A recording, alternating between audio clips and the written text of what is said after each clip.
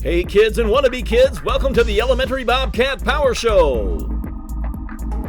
On this week's Power Show, we of course have the ridiculous word, which is really ridiculous, Carpet Ball Challenge. And then the book today is... And then of course we're going to do our birthday celebrations. Enjoy the show. Today's ridiculous word is bumfuzzle. And now it's time for Carpet Ball Challenge. Welcome to Carpet Ball Challenge. Me versus me. Cue ball. Here we go. Oh, that me was a good shot. Let's do this me. That was terrible. You see how hard that is? Hit one ball. Alright, let's see. Oh.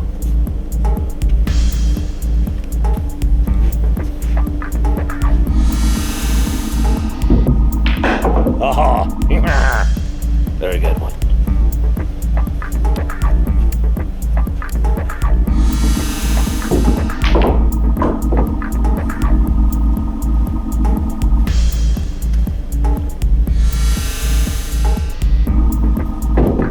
What?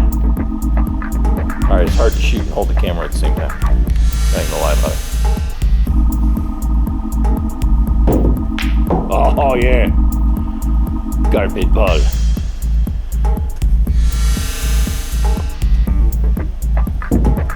Alright, so obviously I have the same motion. I hit the same spot every time. It's getting ridiculous. Wow, I am just absolutely killing myself right now. Let's see if it gets this going. There we go. That's action.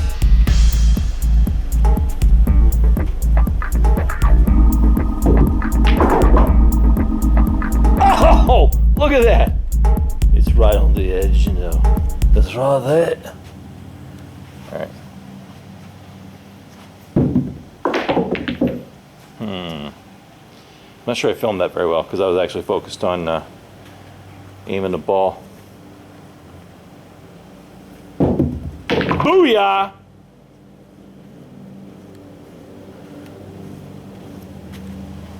Alright, I don't know if I can do this now. You see down there, I got two, I got a split. Don't know if that's going to happen or not. Let's try it out. No way! Did you see that awesomeness?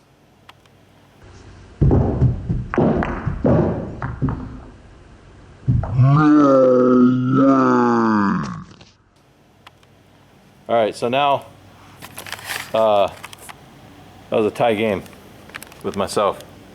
I'm going to leave it that way because that's all the time we got for carpet ball today. But I didn't lose against myself. I didn't beat myself. I didn't lose. That was awesome. All right, carpet ball later. Bumfuzzle. Oh my gosh, your jokes are so funny. I did just make me laugh. You make me laugh. What do you call a cow in a washing machine? A milkshake. What did the teeth say to the gums? The dentist is taking us out tonight. Okay, and then why do bananas put on so much sunscreen at the beach? Otherwise, they might peel. Ouch. That's terrible. Oh my gosh, your jokes are so funny. I did just make me laugh. You make me laugh. Bumfuzzle. And now we present the story of the day.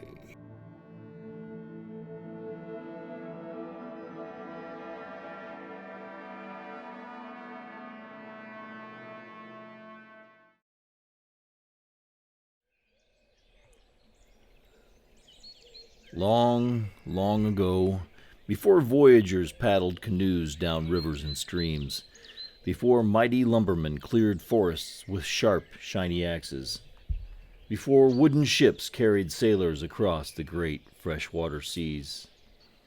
There was a beautiful forest near the edge of a mighty lake. Today, we know that forest is part of Wisconsin, and the mighty lake is called Lake Michigan. But this was a time before many places had names or people. It was a time before farmers and Native Americans planted cherry and apple trees in long, neat rows. It was a time before pioneers planted colorful gardens of pumpkins, potatoes, and corn. In this forest near the edge of the lake lived Mother Bear.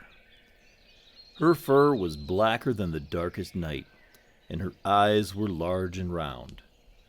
Mother Bear had 2 cubs, and they were very soft and playful. The 3 of them lived together in a small, cozy den nestled among the bluebells and buttercups. Every morning as the wood thrush softly sang pip, pip, pip, and the chickadees called chickadee-dee-dee from the trees, Mother Bear and her cubs would lumber through the forest to the banks of the birch-lined stream. Deer would gently bend their slender necks to sip the cool water, and raccoons would quickly wash their faces. Mother Bear and her cubs would step carefully into the stream as the fresh, clear water trickled by. Mother Bear would teach her cubs how to snatch plump, colorful trout for breakfast. Afterward, they would sit lazily on the banks, nibbling blueberries and hazelnuts. Every afternoon, Mother Bear would lead her cubs through the forest to the edge of the mighty lake. This lake was so big they could not see the other side. The water seemed to disappear into the sky. The bears would frolic along the sandy shore, happily splashing in the shallows and chasing herring gulls. They tugged at each other's tails and took long, cool baths. Every evening, Mother Bear led her cubs back to their warm, cozy den, where she cradled them in her big black paws and held them gently while they went to sleep. One morning, as they were lumbering along to the birch-lined stream, there was a loud crash of thunder and a sharp, hissing sound. Snap! Pop! Mother Bear stood on her hind feet and stuck her nose in the air. A brilliant orange blaze flashed through the trees, and dark clouds filled the sky. Fire! Mother Bear rushed her cubs to the banks of the stream and ordered them to follow it to the shore of the mighty lake. Bears dashed rapidly, deer sprang back and forth, and wolves ran wildly. Even the star-nosed moles hurried out from beneath the cover of the forest floor. As they reached the shore, Mother Bear gathered her cubs and shouted, "Children, we must go! We must swim across the mighty lake! My children, I love you so!" They leapt into the water and began to swim. The lake was very deep. The water was cold. The waves were tall, and the wind was strong. They paddled hard and fast. Mother Bear pleaded, "My children, do you promise that you'll swim with all your might? If we are to reach the other side, we must swim throughout the night." The faithful cubs promised their mother they would swim with all their might. They swam and they swam, growing weary and tired. They swam as the afternoon sun grew large and warm. They swam as the sun slipped below the horizon and the air grew cold. And as they swam, Mother Bear kept turning her large black face to make sure her cubs were not far behind. She watched as their paws struggled against the water, and as their soft round faces became smaller and smaller between the waves of the mighty lake, Mother Bear grew worried. Soon nighttime fell upon them. The sky grew dark, and stars began to shine. Suddenly, the air seemed quiet, and the water became very still.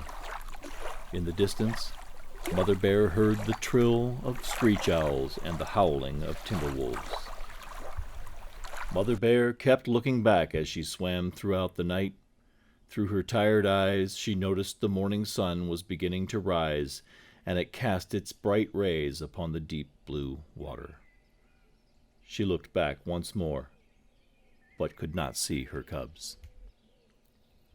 Mother Bear collapsed on the banks of the shore. Her wet, heavy paws sank into the deep sand. There were rolling hills and huge mounds of sand all around her, and the land seemed very strange. Mother Bear paced up and down the water's edge, but her cubs were nowhere to be found. Her wet fur gleamed in the fresh morning sunlight, and tears shone in her eyes. Mother Bear cried, "My children, are you coming? You are strong and you are clever. My children, can you hear me? I will wait for you forever." Mother Bear climbed to the top of the highest hill. She looked out over the dark, deep water, but saw no signs of her cubs. Mother Bear called throughout the day, "My children, can you hear me? I know you must be near. My children, I am waiting, waiting high up here." Mother Bear waited until the sun set and another night fell upon her. She waited while the sun came up again in the morning. She waited while pink roses bloomed all around her, and while baby white-throated sparrows learned how to fly. She waited while the grasses on the distant dune became yellow and dull. She waited while the leaves fell from the beech trees. Mother Bear waited while the air grew colder and snowflakes floated down from thick, dark winter clouds. She waited and waited. Mother Bear waited, but her cubs never reached the shore. And high upon the hill, Mother Bear fell fast asleep in her sorrow. Years passed, and the winds of Lake Michigan blew blankets of sand upon her, keeping her warm and safe in her slumber. Over time, the great spirit of the land felt her sadness, recognizing her dedication and love for her children. With a tremendous gust of wind, the spirit brought the cubs near shore, raising them out of the water as two magnificent islands, placing them forever within the watchful and caring eyes of Mother Bear. The cubs now stand suspended in time as the North and South Manitou Islands. Happy to be near their mother once again, they rest in the spirit of their mother's love, two islands of gleaming sand, edged by waters that sparkle and dance in the sunlight. Now Mother Bear can finally rest with great happiness, knowing her cubs are near. And today, when the world is quiet and the sun begins to set, you can still hear her voice echoing in the wind that blows across Lake Michigan. My children, as the years may pass and time slips through our hands, my love will linger near the shore and in the blowing sands. I'll send you kisses in the wind to let you know I'm here, sleeping near the water's edge.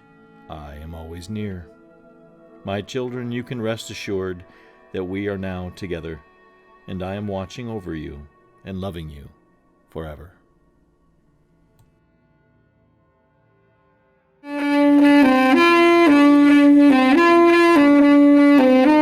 My name is Mrs. Livengood, and welcome to What's This Instrument? Hey everyone, and I have the tenor sax. It's a little bigger than the alto saxes that the sixth graders play. And this is a woodwind instrument played with a reed. It's not used in orchestras. It's used in bands and jazz bands, and it has a nice smooth kind of a sound to it.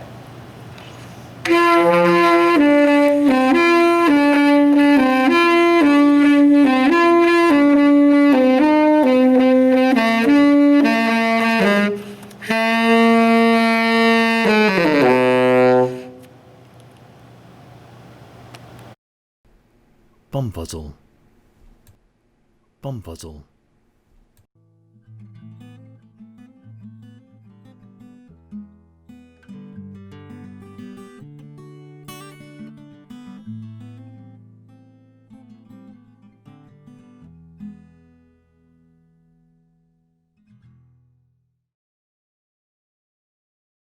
Happy birthday to ye. Happy birthday to ye. It's your birthday. It's your birthday. Happy birthday to you. Hey, welcome to birthday celebrations from May 25th through May 31st. That's when your birthdays are. Jackson from Mr. Olson's room will be 11 years old.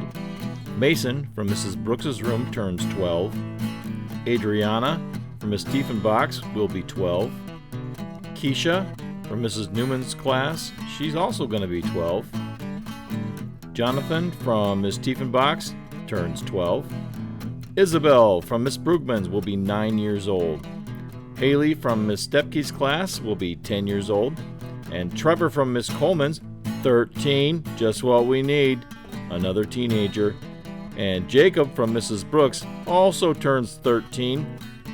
We appreciate all you teenagers. And then Eli from Miss Tranberg's room will be 9. And Liam from Miss Brugman will also be 9 years old. Congratulations. We hope you guys have a great week on your birthdays. Bum fuzzle. Bum fuzzle.